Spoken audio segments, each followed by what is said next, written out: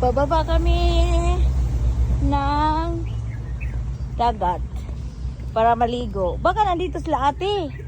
Naligo. Parang Bantayan Island lang din. Bantayan Island. Ay, ang lalim. Ayan, oh. Park pala ito. Oh, ano ba to? Nag-renovate sila. Doon, oh. Dito tayo. Ah, dito ba? Mauna ka. Tabi-tabi. Dadaan kami.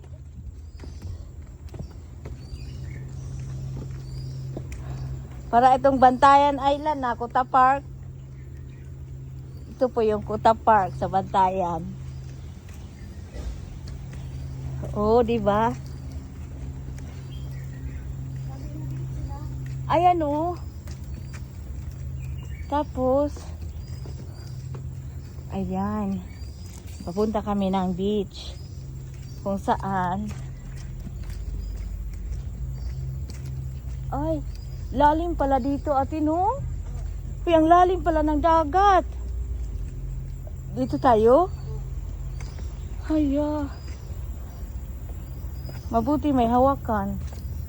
Ito yung palatandaan papunta dito. Pag makaharap ka ng Green Lanes, may mga ano dyan, exciting places dyan. Ah, Anyway, in Hong Kong, kung makita ka ng mga ganun dito, red or green, may mga special tourist. maganda lang pagpababa. Tapos pagpaakyat nito mamaya, Diyos ko day. Ang maganda lang dito kasi is, marami ka. Oo, malamig. O di ba? Ay, may tao pala dito. Ano nakatira dito? May tindahan. May bayad.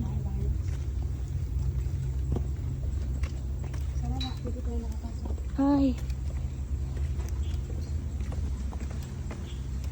Ay, private. Sarado. Hindi pwede. Hindi ka sara? Baka doon. Doon sa kabila. Nakahil ka pa naman.